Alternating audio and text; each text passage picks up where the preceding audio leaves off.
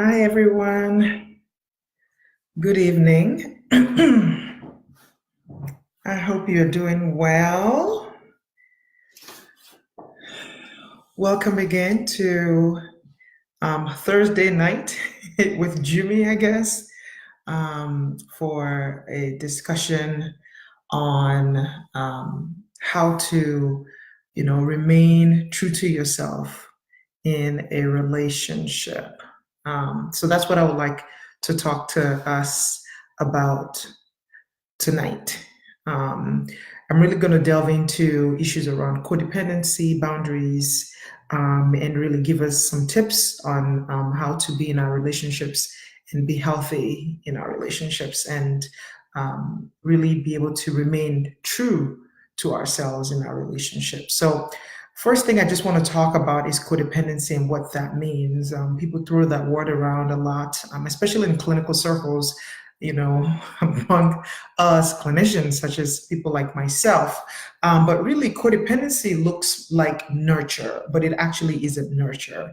It is nurture without boundaries. That's the way that I describe codependency is going above and beyond what you can do for someone at your own peril, really giving so much of yourself that you have nothing left for you to others. It's a way to validate um, yourself by pleasing other people. It's a way to really, instead of you working on your own internal validation, actually feeling like you have to do things for other people to feel better about yourself. It's sometimes a sign of, it's oftentimes a sign of low self-esteem, right? It means that other people define you. It means that, without being able to do things for other people, without solving other people's problems, without constantly finding yourself in the midst of other people's dramas, that you don't necessarily feel alive, or you don't feel useful, or you don't feel needed, or you don't feel wanted.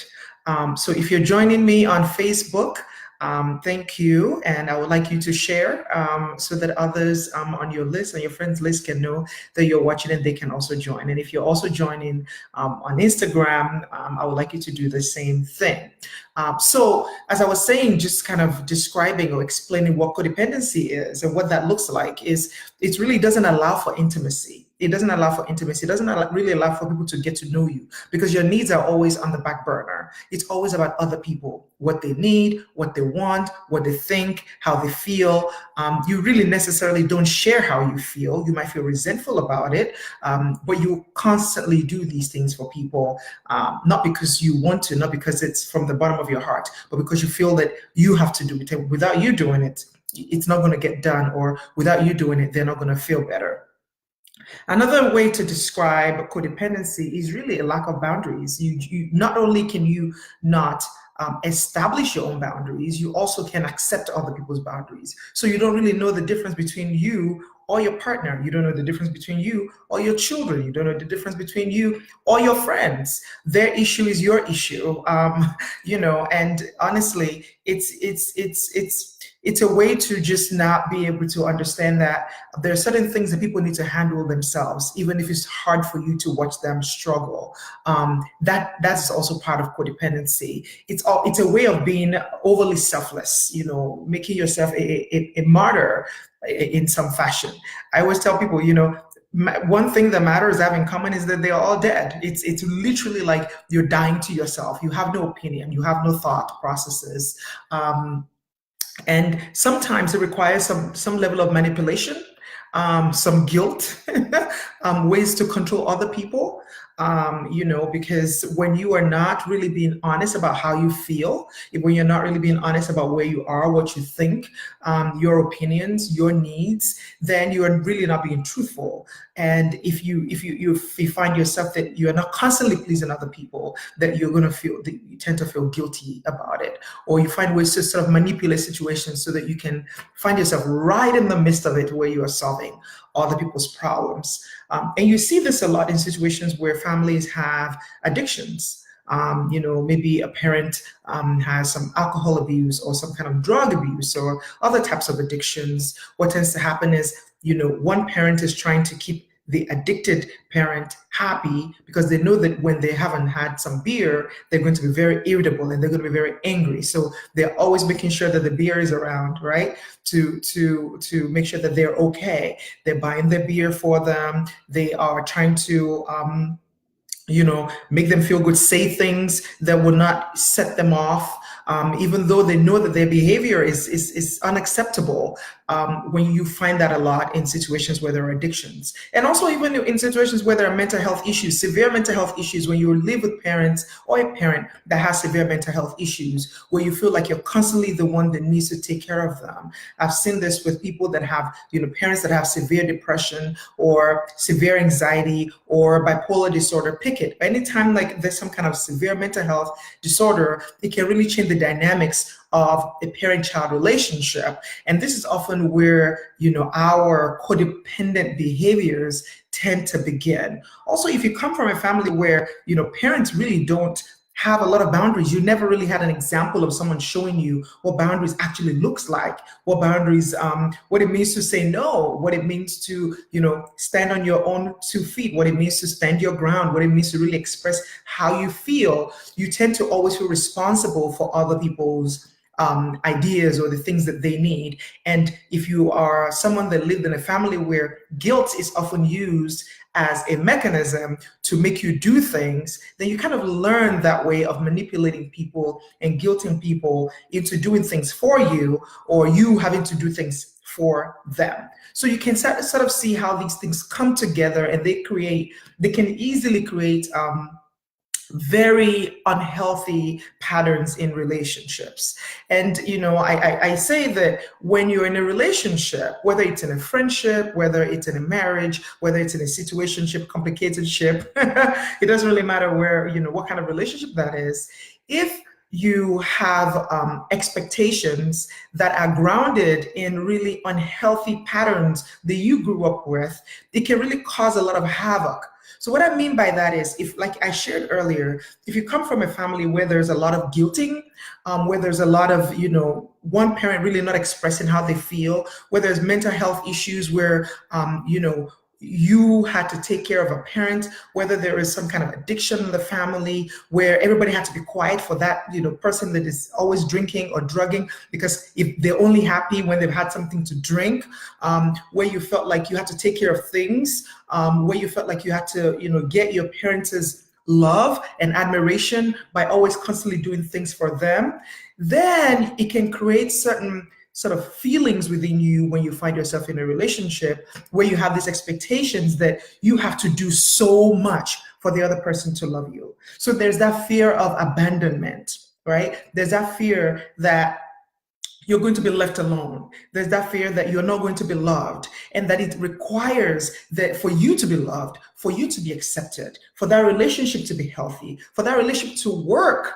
that you have to do all the giving, that you have to do all the sacrificing, that you have to do, just be quiet, not think, not have your own thoughts, not have your own visions, not have your own goals.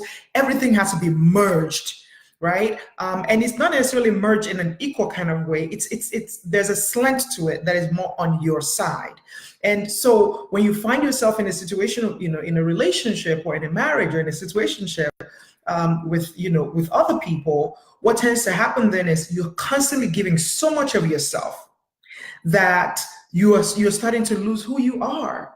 And we can do this in parenting. So this doesn't necessarily have to just be, a relationship between two people who are romantically involved.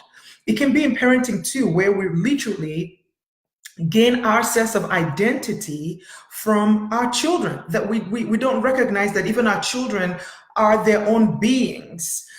We take too much credit for our children's success, and we take too much guilt on and blame for our children's failures. It's really a lack of boundaries and a lack of understanding that they are their own people. So issues around boundaries and codependency can really permeate a lot of our relationships. But if we're talking about romantic relationships and intimate partnerships, in this kind of situation, when you are driven by guilt, when you are driven by a sense that you have to be a martyr, when you're driven by a sense that somebody is going to leave you without you constantly doing everything that they want and at their bidding, when you've been from a family where those things are examples to you, or your parents broke up for one reason or another, and you have that internal fear that I never want to be like my parents.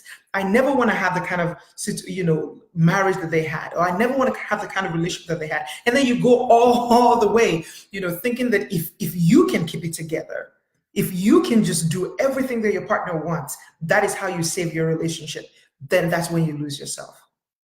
That's exactly literally what codependency looks like. And honestly, codependency, why it's not good for you, losing yourself in relationships, why these things are not good for you is because, number one, they're just exhausting.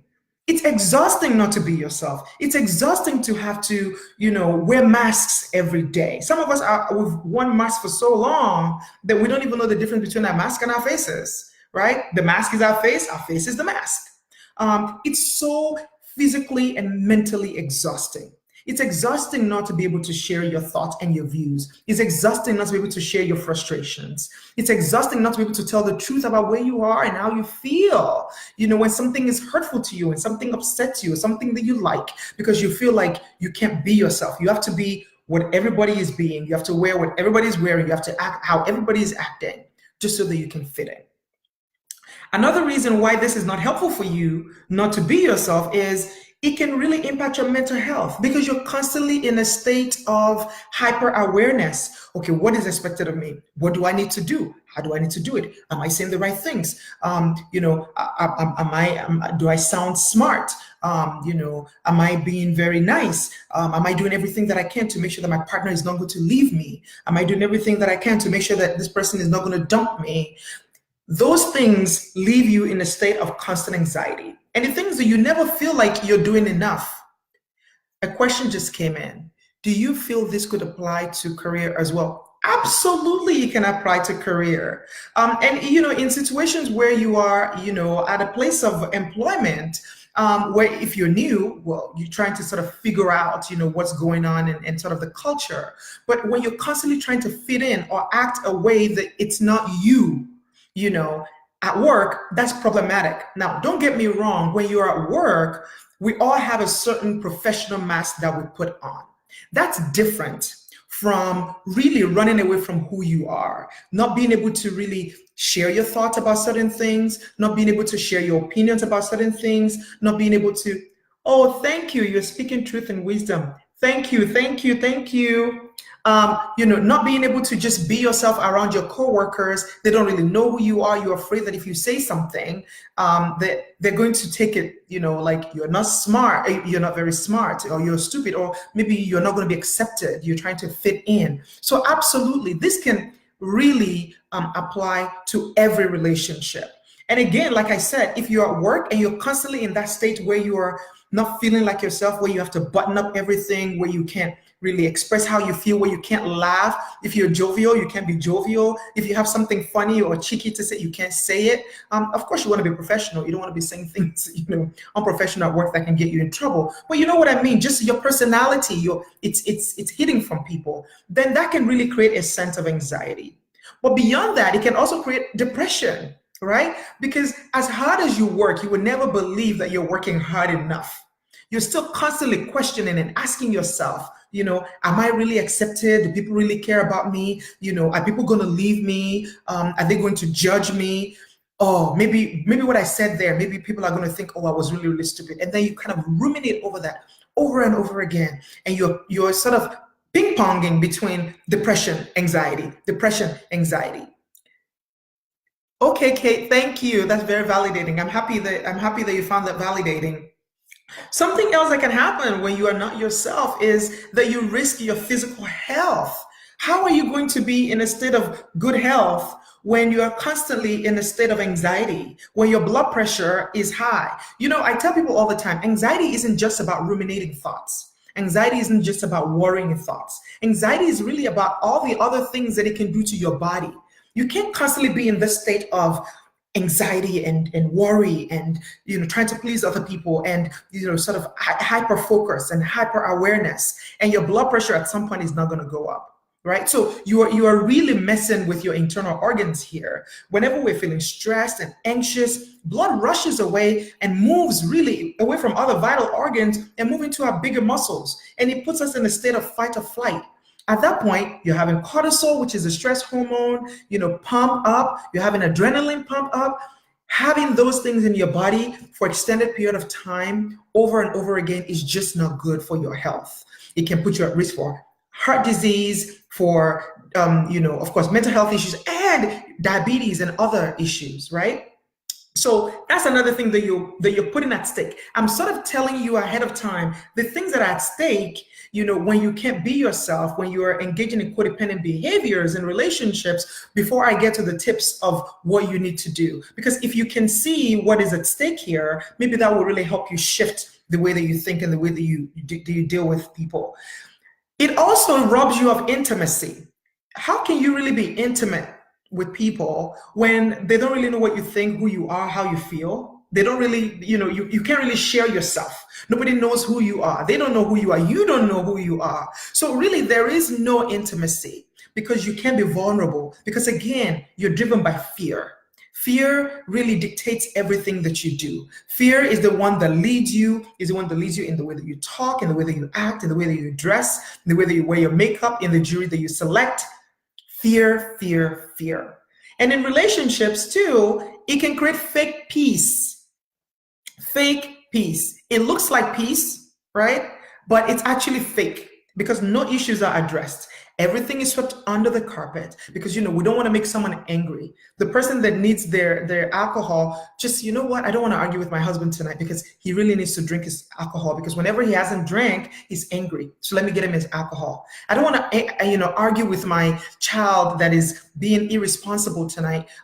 So let me just do as they say. I don't want to argue with my parents or my siblings or a family member because they're going to say this and they're going to say that. So let me just make them happy. That's not peace. That's not peace. That's fake peace. That is you not addressing the issue, really not building intimacy, not allowing yourself, to be vulnerable so that other people can be happy or so it can look like everybody is happy. But it's just an appearance. It's not real. So when you find yourself in situations where you're in a relationship and you have these, expectations that are grounded in really your sense of loneliness, your fear of being left, your fears of abandonment, your fears of rejection, your fears that somebody is going to leave you, it will make sense that then when you're in those relationships, you have expectations that are not fair, that are not necessarily communicated. Right? It's one thing to communicate your traumas and all the things that you've been through and be able to link why you are the way you are. It's quite another to keep all of those things in your mind. You become the director of these, you create a script, you're the director, you're the actor, you're the photographer, you're the videographer, you're the writer, right? So it's very, very different when you find yourself in this situation because you can't even be honest. Because you can't tell them what are your triggers. And instead of you to tell them what your triggers are, instead of you to share those things, you have expectations that are out of this world, expectations that you never speak, that you never tell the truth, that you never share your feelings, that you're never honest.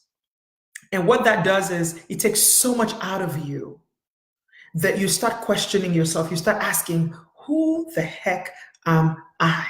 Who am I? You don't even know who you are anymore. You can't figure it out. You're asking, who am I?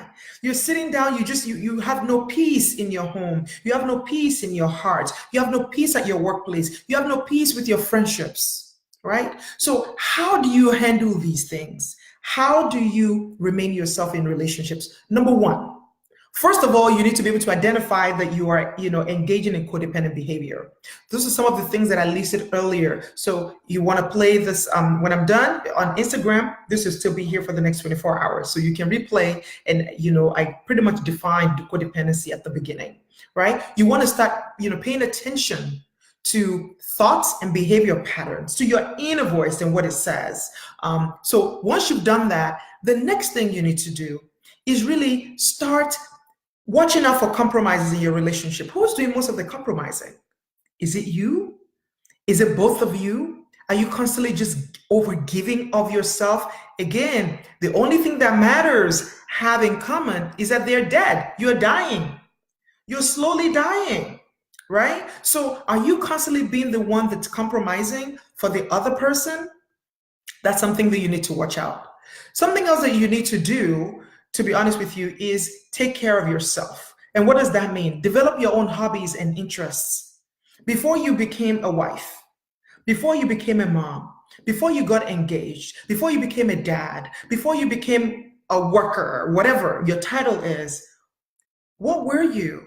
Who were you? What were the things that used to bring you joy? Did you used to like running? Did you used to like walking? Did you enjoy listening to music? Did you enjoy playing piano? Did you enjoy playing guitar? Do you like going out and just listening to music with your friend? Did you spend time on the phone with your friend? Do you like going out to spa dates? Do you like just walking on the beach? Do you like just sitting down and reading a book with a cup of tea? What things did you used to do before all these other attachments came along? Because that's really how you start drilling into having your own mind and paying attention to your own feelings, your own emotions, and to your own thoughts.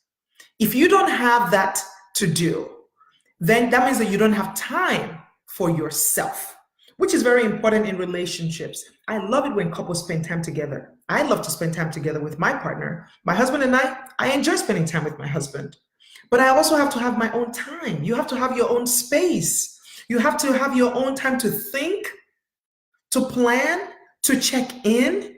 A lot of us, we're just into the hustle and bustle of life. We're going and going and going and going, from work to childcare, to husband, to wife, to friends, to everybody.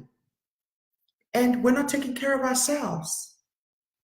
I tell people all the time, and I'm going to show you this, it's my pencil holder. But this is the best I can do with this. I tell people all the time, we're like cups. We're literally like cups. Excuse the pencils and things in here. We're like cups. Your primary responsibility is to make sure that this cup is filled. You cannot abdicate your role, okay, to filling this cup to another person. Not to your husband, not to your wife, not to your children, not to your parents, not to your friends. It is when this cup is full, or it's at a level that it can pour into other people, that's when you pour. That's when you pour into your marriage. That's when you pour into your friendships. That's when you pour into your parents. That's when you pour into your job. That's when you pour into everything else that is important to you. Everywhere where you're being needed, everywhere where you're being pulled, that's where you pour into them. But a lot of us, we don't take care of ourselves. And there's literally nothing left in the cup. The cup has spiders in it. It's so dry, it has spiders. It's so dry, it has spiders in it, right? And we want to go around pouring into things. Or, the fact that we're not being honest and truthful with ourselves because we're giving so much of ourselves, we literally look like this thing right here. You see all these holes? I don't know if you can see those holes, right? You see all these holes? It doesn't matter how much you pour into this thing. It's constantly going to drip out, constantly going to drip out because you don't have boundaries. Because you don't take time to take care of yourself. Because you're not, thank you, Koi, preach. Because you're not taking time to fill your cup. And when we get married or when we get into relationships, we lose our minds. We lose our minds. We forget the cup. We're like, oh my gosh, the guy, oh my gosh, the girl. We're chasing after everybody rather than keeping an eye on the cup. You do know that a relationship cup is separate from your cup. And you can only pour from your cup into the relationship cup. And whatever content you put in here, the more healthy it is, the more healthy stuff you put into the relationship cup, and the more healthy the relationship becomes. But when you abdicate your role, when you don't take care of yourself and you're constantly looking at other people and complaining, well, you're not doing this for me, you're not doing that for me. What are you doing for yourself? If you take care of yourself, anything your partner gives you is just extra. That's when you still have your head on your neck. That's when you're able to really check in and make sure that things are okay with you. But when you've lost yourself, now you're so thirsty. You're so hungry. There's nothing here that anything anybody gives you, you're going to take. It doesn't even matter if they took the water out of the gutter. It doesn't matter where they get whatever it is that they want to pour into you. As long as it looks like they're pouring, that's all you care about. That's how you don't even know when you're being taken advantage of in friendships. That's when you don't know when you're being taken advantage of in relationships. That's when you don't know when you're being taken advantage of and you're losing yourself because you're not here. You're too busy taking care of everybody else running around. Why not taking care of yourself? You've got to. Oh, something just came in, Connie. At 34, I finally realized the relationship I need to work on is the one I have with myself. Absolutely. And that makes you a better person. That makes you better in your relationship. That makes you more attuned to your partner because you're attuned to your own self, to your own, to your own emotions. I utilize Gottman therapy with couples. And one of the things that I notice with couples that the struggle with expressing themselves and their frustration and things like that is that when they themselves struggle with their own emotions, when they themselves struggle with identifying how they feel and they can't even express it, then they cannot attune it to their partner.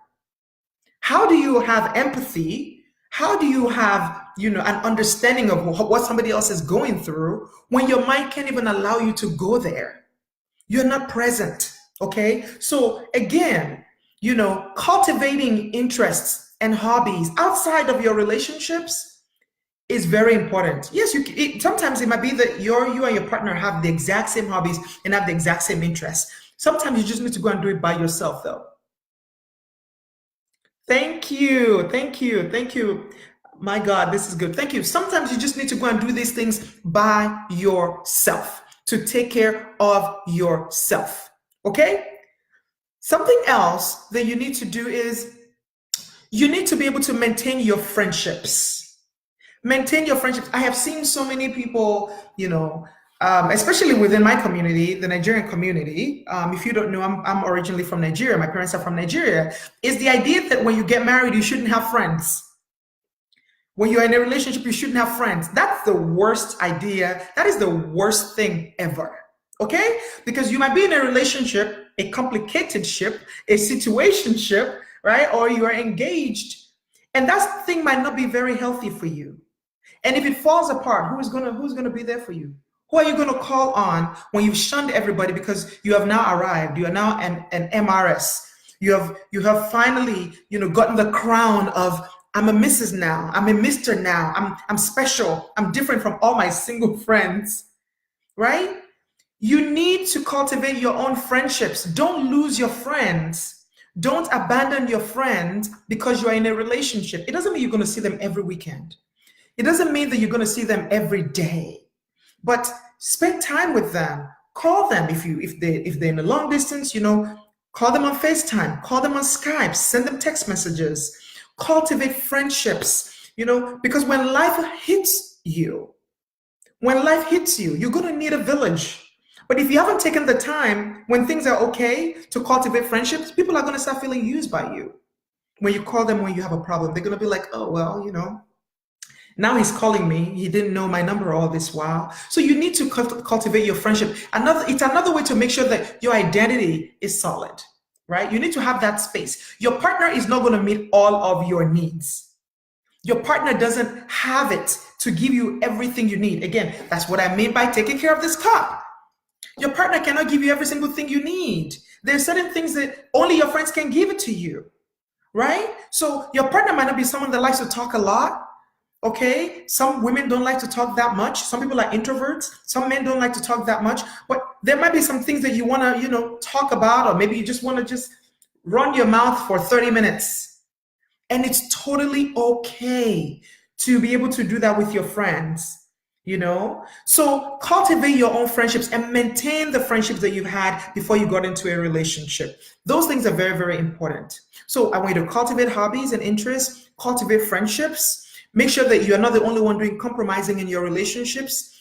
Have time for yourself to fill your own cup. Also have personal goals. What are your personal goals? Or have they just disappeared since you became a father, since you became a mother, since you became a husband, since you became a wife? Did you just completely forget about those goals that you had? The fact that you wanted to go back to school, the fact that you want to own your own business, the fact that you're very creative and you want to sell some of these things that you've made on, I don't know, eBay, wherever they sell them. I don't know where they sell these things because I'm not the most creative person. What goals did you have? What goals do you have? What are the things that make your heart beat?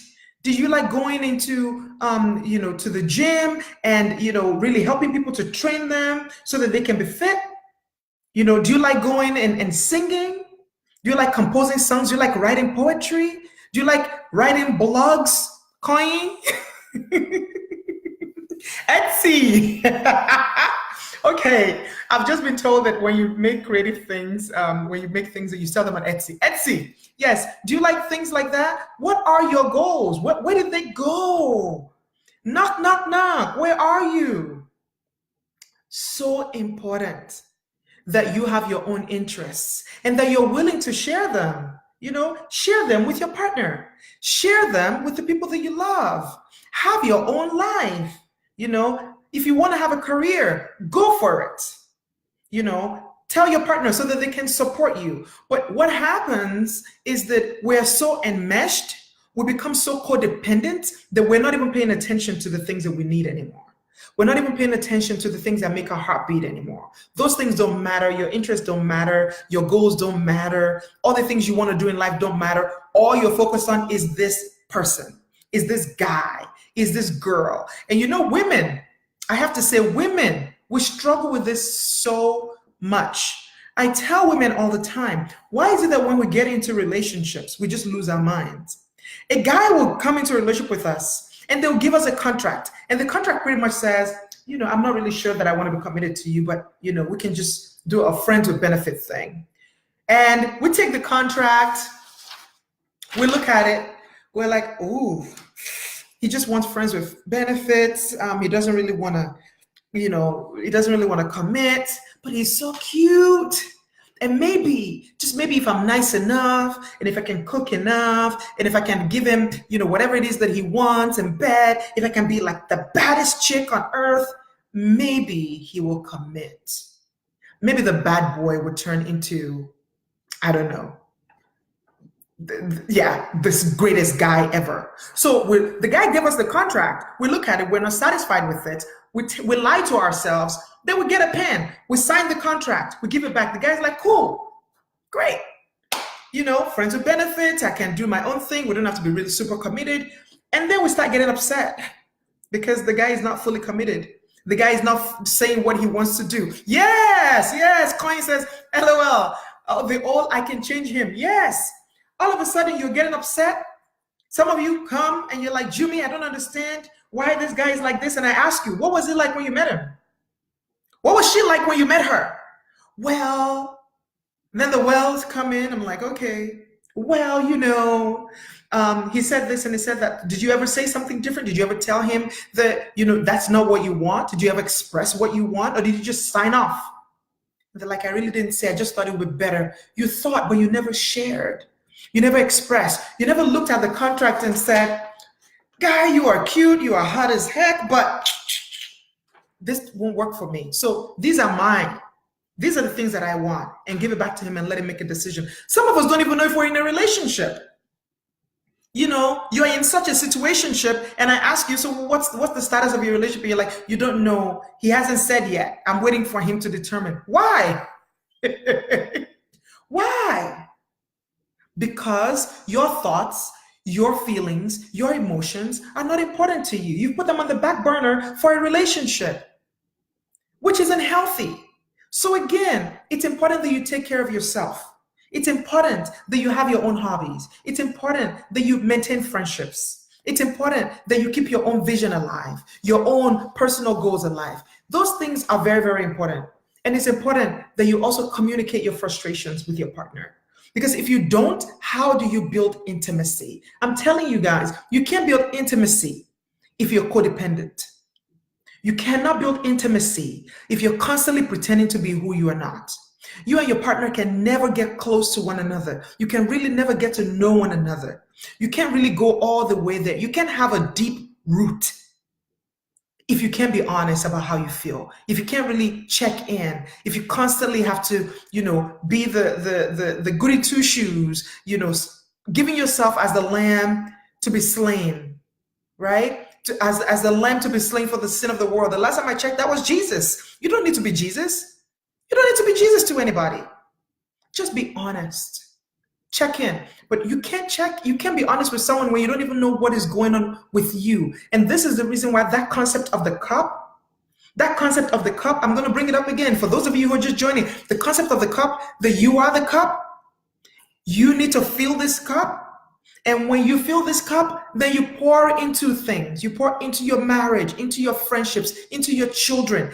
Every time you don't take care of this cup, you're straining. Some of us were in emotional bankruptcy because we have nothing. We're giving so much. The bank is telling us, give me back my money. We're pulling from resources that we don't have just to make other people happy. And this is literally a follow-up from the discussion I had with you guys last week about saying no and boundary setting. Another thing you need to learn to do is say no. This is where I'm going to end it tonight. It's really boundary setting, because when you're codependent, you lack boundaries. Your boundaries are loose or they don't even exist. And then, it doesn't mean it's your fault. Again, if you come from a family where that guilt is the currency that you spend, that's all you know. That's the only way and if you're so fearful about being left alone, about being abandoned, about being not being wanted, it makes a lot of sense. But you know what? When you don't even show who you are, when you're running around to please your partner and all these people that you're in relationships with, is it really you that they're loving, or a caricature that you're creating? What are they really loving? You don't even love you. You're not even in tune with you. Do you understand that this has less to do with other people and more to do with you? Okay? When you don't feel like you deserve love, when you don't feel like, you deserve to be happy, when you don't feel like you deserve to be in a relationship that is healthy, and you're the one that is closest to you, you're the one that knows you the most, you can't help but say to yourself, if I don't think that I'm lovable, how will other people love me? When you're closest to you and you don't see the value in you, of course you're going to project that onto other people and think that, of course, they're not going to love me. Of course, they're going to reject me. Of course, they're going to abandon me. But it's less to do with them and it's more to do with you. That means that you have some work to do. That means that you have some work to do. That means that you have to understand that you struggle with your own sense of worthiness. And you know that you're worthy. I'm just going to tell you tonight, if you didn't know that, you're worthy. And you need to remind yourself of that. You are lovable. You deserve to be loved. You're worthy. Your worth is not tied into what you do, what job you hold, what title you have, whether you're a Mrs., a Mr., a spinster, a bachelor. It doesn't matter. It's not tied into that. Your worth has nothing to do with that. It's something that you were given before you even entered this world. The example I give all the time is babies. Babies are the most precious things ever. You hold them and they coo and they laugh and they move and all that stuff, and you're like, wow, this is worthiness right here. This is it. They have such value. But really, what do they do? What do babies do? They don't do anything. They don't cook. They don't clean. They poop. They pee. They need diapers. They puke and they sleep. That's all they do. I have 2 children. Babies, that's all they do. They poop, they puke, they pee. They do nothing. And yet when we see them, we hold them, we're like, wow, you are so beautiful. You're so wonderful. I just love you. We feel so good and warm with babies. But they do nothing. And yet they're so valuable. When did you lose your value? What happened? You can't lose it. It's impossible. It's inherent in who you are. It's deep. Nobody can take it. Nobody can give it. Okay? So you are worthy. And when you get to that place, when you really believe it, and you stop pushing other people away, and you stop overdoing things and overstretching yourself and giving too much, more than you can afford to give, that's when you become more healthy. That's when you have authentic relationships. That's when you really have deep relationships. That's when you can really be yourself in a relationship. So really, it's an internal job. All those things you're doing, running around, getting yourself into other people's drama, solving this person's problem, solving that person's problem. You're the person everybody comes to solve. You are like the problem solver for everybody except for your own. You're too busy with other people that you can't focus on yourself, because being busy with other people gives you peace because it doesn't allow you to think too much about what's going on with you. Let me tell you, you need to slow down. When you take care of yourself and you understand that you're worthy, it's the most beautiful thing. And you know what? You are worthy, whether you believe it or not. You are worthy. So that is really it for me tonight. Thank you to those of you that commented, giving me thumbs up and high fives and hearts. I'm here every Thursday at 9 o'clock. You have to make this a date. I'm here for you every Thursday at 9 o'clock. I want you to send me questions that you have. If you want some privacy, you want some confidentiality, you don't want me to mention your name, but you have a burning question, I don't really care what it's about. Send it to me. I will not mention your name. I will just bring it up as a topic. Okay. You can send it to my email, jumiolawale@gmail.com. You can send it to my counseling email, focuscounselingclinic@gmail.com. If you want to check me out and figure out who I am and what I do, you can go to focuscounselingclinic.com. I am a therapist. That's my day job. And if you need counseling, if you need coaching, I do all of those things. I do coaching, across state lines and even internationally. Counseling, I only do in Ohio, in the state of Ohio. If you have any questions, please feel free to send them to me. Are there topics that you want me to talk about? Topics you want me to discuss? Let me know. Every Thursday, I'll bring it to you. Follow me on Instagram. If you joined and you learned and you listened, what I want you to do is I want you to share this video. I want you to follow me on Instagram, and I want you to like me on Facebook and share. And more importantly, I want you to join me next week, Thursday at 9 o'clock. I will be here with you. I really appreciate you. Thank you so much to my Instagram viewers. I really appreciate you guys. Oh, you rock too. I really appreciate you guys. Thank you so much to my Facebook followers. You guys are the best. I appreciate you guys. Have a good night. I usually like to keep this to 20 minutes, but many of you are hitting me with words and questions and things like that. So again, check me out, follow me, like me. See you next week, Thursday. Have a good night. Have a good night.